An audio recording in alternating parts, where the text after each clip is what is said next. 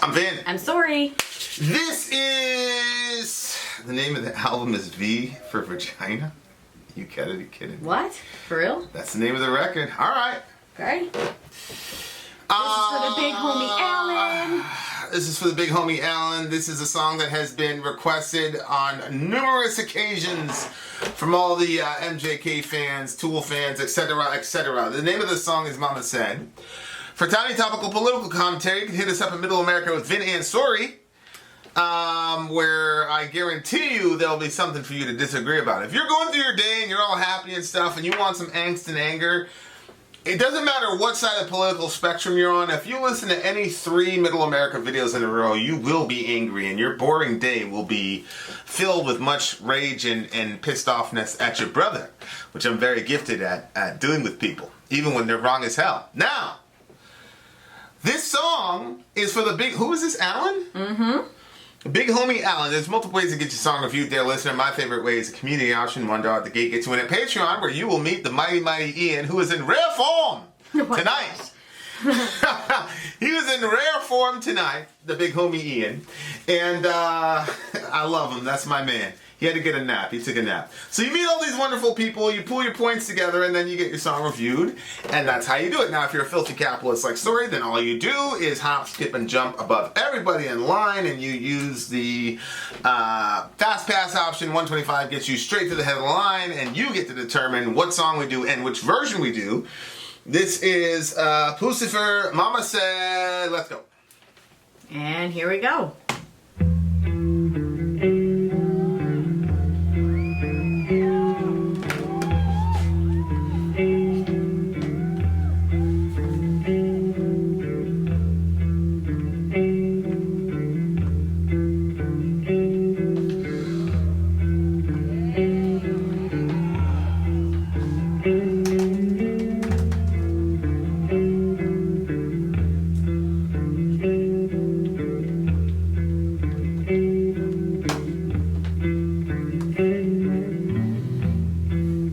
Listen now, son of mine, Mama's got something to tell you.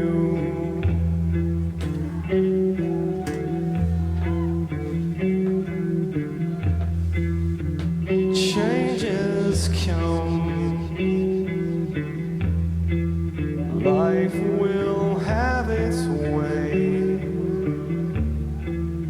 with your pride, son. Take it like a man.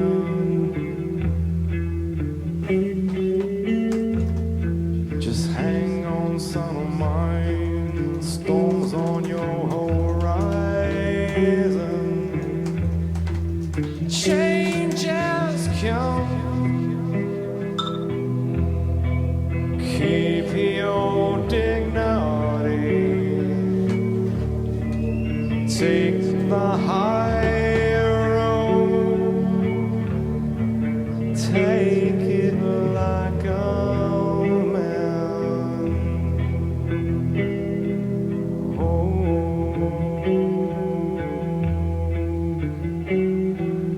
Oh,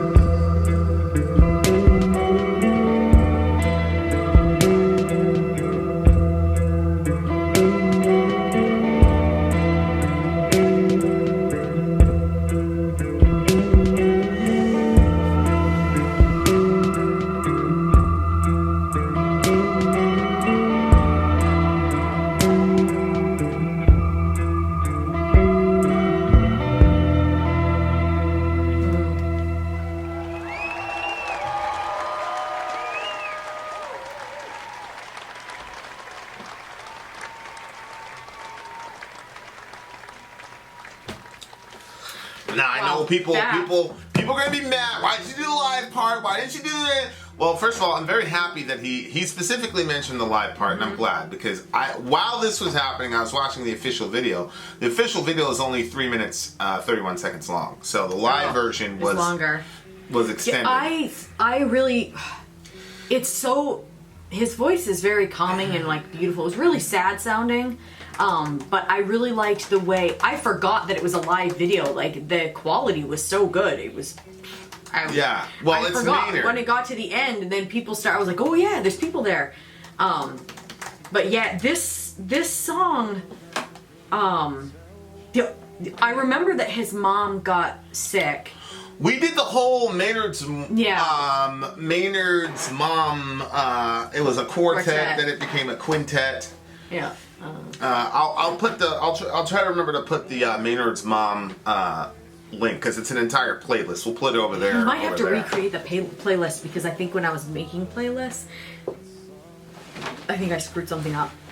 So you might have to remake that playlist. Those 4 songs.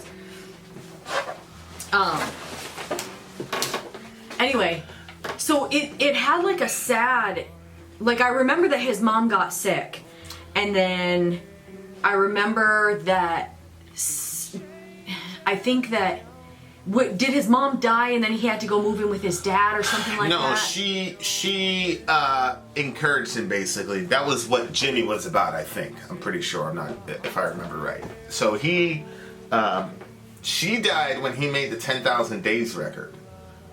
Like when he did the what's that song called? It was Did It All For Wings You. for Marie is one Wings of for them. Marie. That's when she died. That was like he was a grown man. He was in the like 3rd or 4th. That came out after Lateralis. She died after Lateralis. There was Jimmy. There was Wings for Marie. Then there was 10,000 Days and 10,000 Days. Yeah, it was the title track to the 10,000 Days. There was one more in there, but I don't remember what it was. That was Judith. Remember, Did It All For You? Blah, blah, blah, blah, blah. Yeah. That's the one. So, like, there are a couple songs. That's where you were still making really cool thumbnails. There's a couple songs about her. So it wasn't just... So I didn't know if this was when she was telling him, like, that she's going to be dying? I don't know. Maybe she was preparing him. Because she said, a storm is blowing up your horizon. Mm-hmm. So maybe she got the horrible...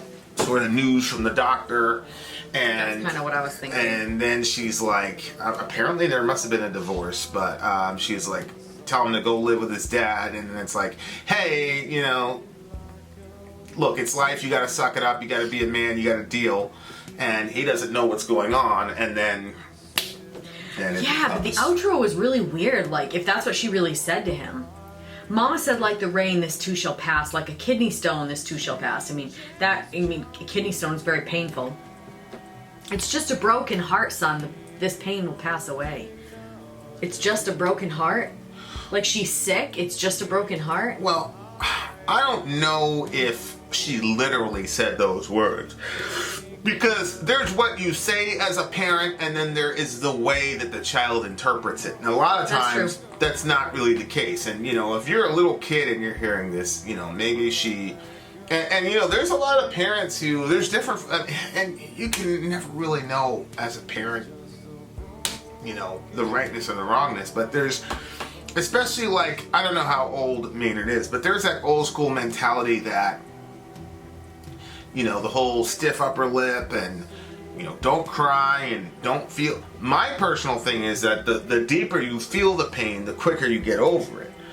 I do believe that there are times to restrain yourself and not to feel it because you have to accomplish some other goal. Yeah.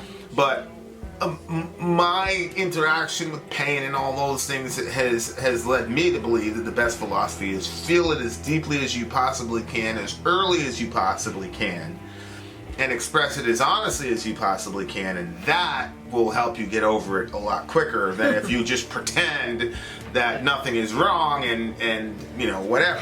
I think it's hard to do that though, because when something bad happens, you're already feeling so much to just go full into it. I mean, I feel like that the knee-jerk reaction for everybody is to pull away from it. Pull away from pain, you know? Well, I think kids, their default is to go, ah! And I think parents and I think that's why she has to tell him, take it like a man, keep your dignity, changes are coming, take the high road, take it like a man, yada yada yada. So I think that Maynard was probably prone to be emotionally expressive as a kid, and that was sort of repressed, probably.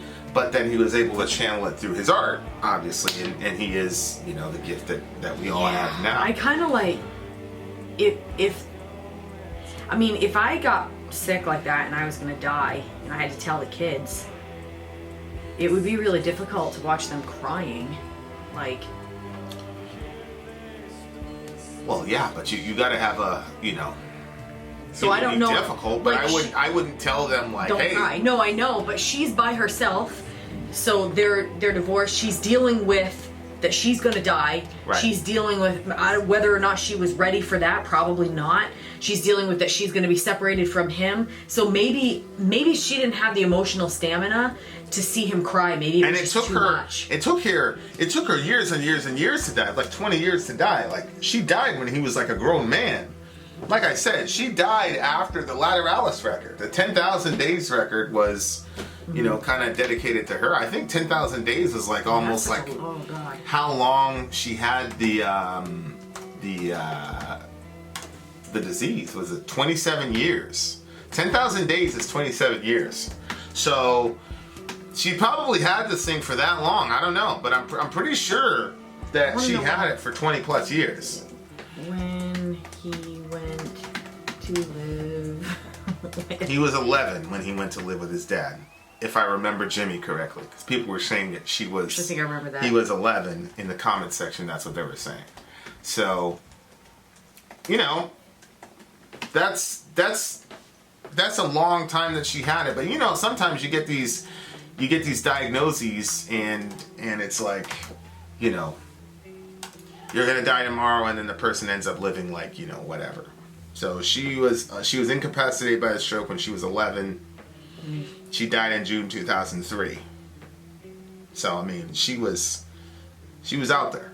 So it's interesting because this actually gives me some really interesting insight onto her, because she was a very. I would not have. See, I still think there's a lot of like care here and soft-heartedness. Hang on, wake up, son of mine. Mm-hmm. I like that, son of mine, my son. I like phraseology like that. So I like that part of it. But the advice is kind of, and again, changes come. Keep your dignity. Take the high road. These are all separate things that aren't necessarily related exclusively to the pain of what he was about to endure because of what happened to her. It could have also been just regular life lessons. Keep your dignity, take the high road. These are things that you tell, your boys to prepare them for the future.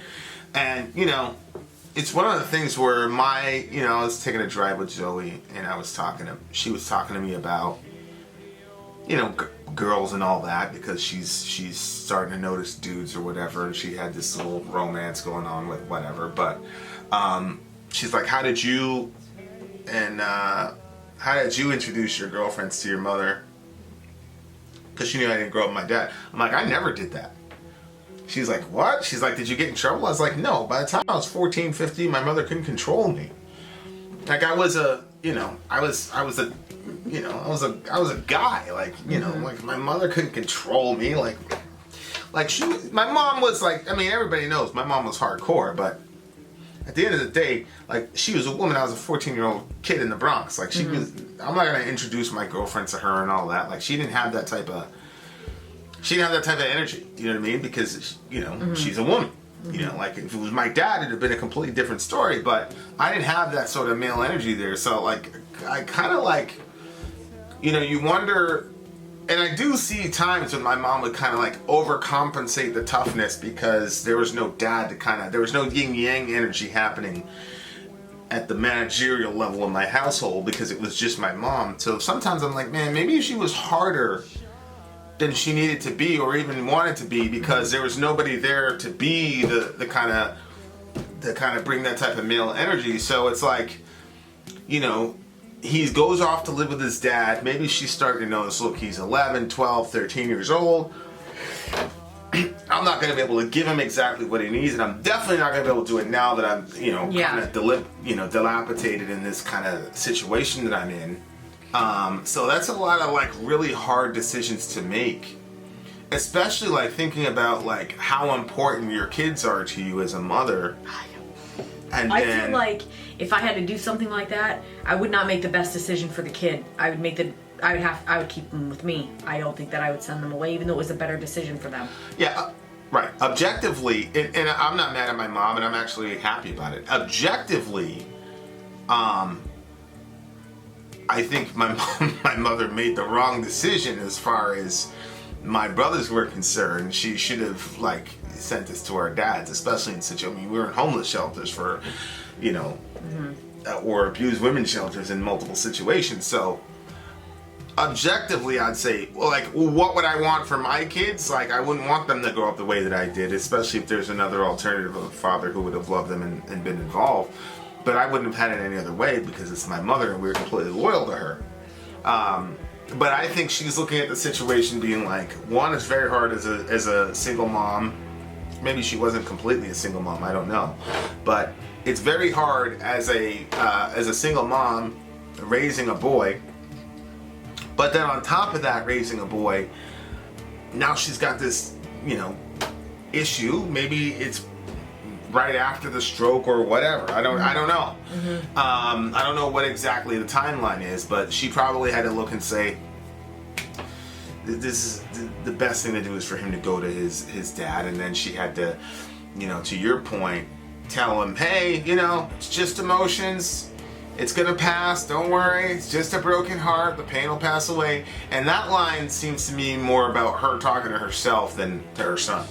Yeah. And a lot of times as a parent, you tell your kids something that you're really telling yourself, especially when you're dealing with like the ultimate existential issues and issues like this. It's like a lot of times you're telling your kid and you're trying to put out that sort of energy that, hey, I got this, I have this under control, this is the way that we're gonna go, but you're really just trying to tell yourself and reassure yourself, and she's trying to reassure herself that, hey, this is gonna pass, he's gonna be all right. And I'm grateful that she might not have agreed with everything that he said because she held on to her faith to the very end, but I think she was able to say, hey, my son is impacting thousands and thousands of people, like he's doing his thing. Mm-hmm. And yeah, even if you don't agree with every little jot and tittle of what he says, you got to be proud of that, and you got to be able to. I think she was able to say,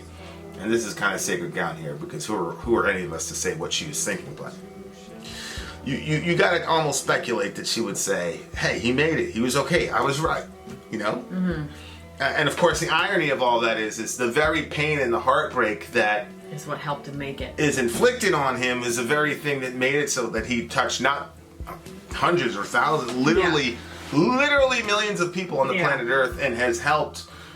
So I just, especially, she died in 2003, and she's 59, I guess. She died in 2003, which would mean that hopefully, inshallah, she was able to hear the Lateralis record, which is awesome because the Lateralis record to me is like Maynard at his like enlightened, the peak of his enlightenment. Mm-hmm. And that also, I think, is a very encouraging sort of, because The Perfect Circle, that record came out in 2000, I believe. And then the other one came out in either 2001, I think. I'm not sure of the timeline. But anyway, my point is, like, if Lateralis was the last record that she heard, that must have been like, whoa. Mm-hmm. Like, okay, my mission is done here. Yeah. I did it. He's good. Yep. He's able to wrestle through his issues, and now he's really, starting to think about broader things and maybe the divine, who knows? Yeah. And I think she was able to basically leave in peace, and then the 10,000 Days song was obviously about, her and her getting her wings and all that. So I just think it's says his mother was paralyzed in 1976 until her death in 2003. Yeah. That's such a long time. Yeah, and that was the whole what do you call it? The Judas song, why he was so angry in it, that she was able to hold on to her faith in spite of all that. Yeah, and you know, she, if you look at the way that he speaks about her in interviews as well, it's like she was like the best person that he knew. And for that to happen to her, but for her to still be able to hold on to her faith, I think was just, you know. Yeah. But I mean, it would have been amazing to be able to like kind of hear from the mother, you know, about what she thought of her son. I know. Especially I can't believe that there's nothing. We don't know of anything. Yeah. Like, she had faith like that. It would be really cool to read something that she said, or. Yeah, I just, especially like the Lateralis record. I would be very, very, very proud of my son if he came out with a record like Lateralis. Oh my word! Knowing all of the ups and downs of what it must have been like to be related to Maynard and be Maynard's mom. But I think a lot of single moms just need that type of encouragement. That hey, you know, as a parent, you're always second and third guessing every decision that you make and yada yada yada. And I just think, you know. It's a cool kind of tribute to be able to say, wow, not only did my son make it like financially and in the world, but he's actually doing something that's going to outlive him. And this stuff is good, what he's saying to these people. You know, don't hold grudges and, you know, spiral out and all that good jazz. So I just really, really like the song. I appreciate it. It was definitely, when we were doing the Maynard's Mom series in the you know, back in the day when we first started the record, a lot of people were talking about this song too, and obviously now we see why it's so important. I actually wish that we had done that song like during that period. I agree. There you go. All right, y'all. This is a 10 for me because it makes me think about my mom and you know, none of our moms are perfect, man, but they did the best with what they had, I think, and especially these single moms. Shout out to all the single moms and who are out there grinding for their kids and carrying around all that craziness. We appreciate you. We thank you, especially single moms raising boys. We put you all through hell, as Tupac said. So it's a 10 for me. A 10 for me too. It was beautiful and sad and perfectly done. Very Maynard. Vin out. Sori out. Down. It's just a